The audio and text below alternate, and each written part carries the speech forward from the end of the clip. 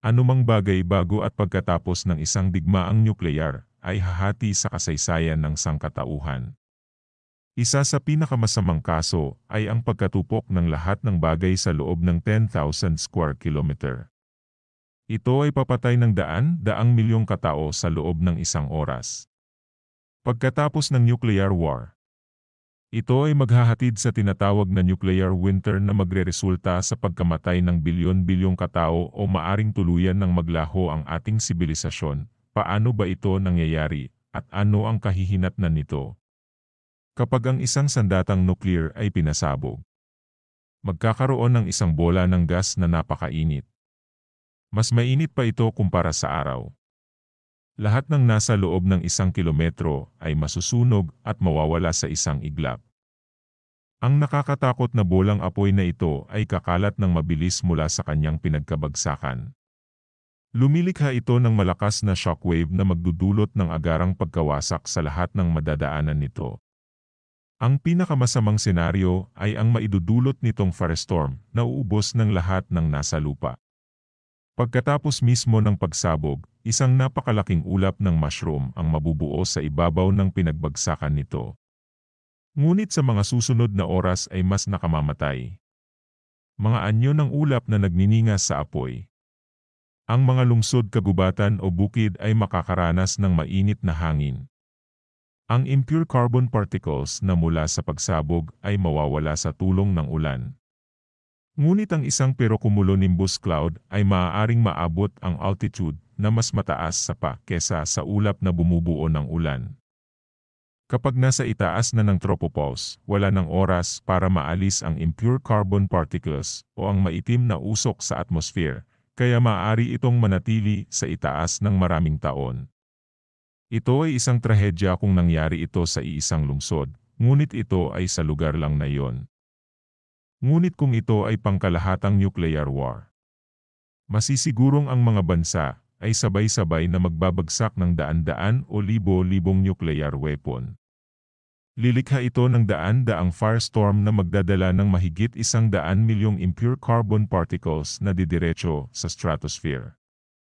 Sa mga susunod na araw at linggo, matatakpan ng maitim na usok o yung carbon particles ang pinakamataas na altitude.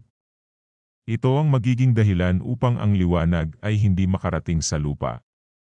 At ito na ang umpisa ng winter. Ang taglamig ay nagdudulot ng kagutuman. Isa ring bahagi ng pananaliksik ay kung gaano kalubha ang maidudulot ng nuclear winter. Ngunit may isang magandang balita. Ang nuclear winter ay hindi permanente.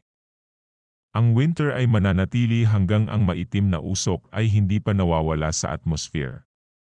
Isang dekada o higit pa ang itatagal nito bago maging normal ang temperatura.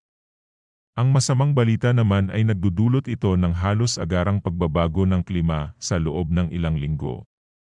Mas mabilis nitong babaguhin ang climate system natin at ito ay hindi ma-adapt ng anumang nabubuhay sa lupa. Magkakaroon ng tagtuyot at magiging madalang ang pagulan. Ito ay hindi nakakabuti sa mga halaman na kinakain ng mga tao at hayop. Kung kulang ang sikat ng araw at ulan, hindi tutubo ng maayos ang mga pananim.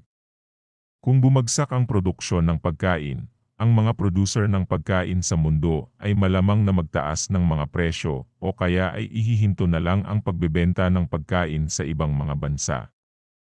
Yun ay kung mayroon pa silang maaani sa bukid.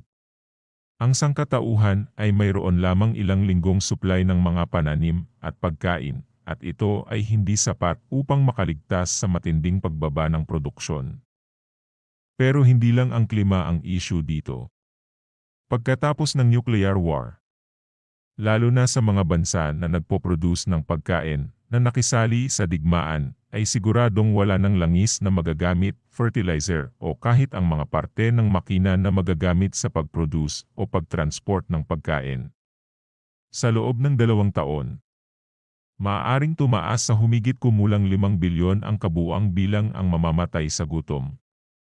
Sa mga bansa sa gitnang latitude tulad ng Russia, China, Canada, US at karamihan sa Europe ay ilang porsyento na lang ng populasyon ang maaaring mabuhay. Ang sangkatauhan ay hindi na magiging katulad ng dati. Bagamat walang lugar ang tunay na ligtas, ang ilang bansa sa Southern Hemisphere ay maaaring maging maayos. Ngunit ang ibang bansa ay siguradong bagsak. Ang lahat ng bansa na may sandatang nuclear ay nasa Northern Hemisphere.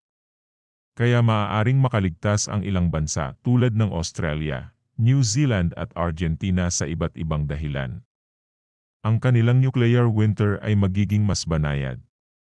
Marami silang mga alagang hayop ang hindi maapektuhan. Ganon din sa mga pananim nila.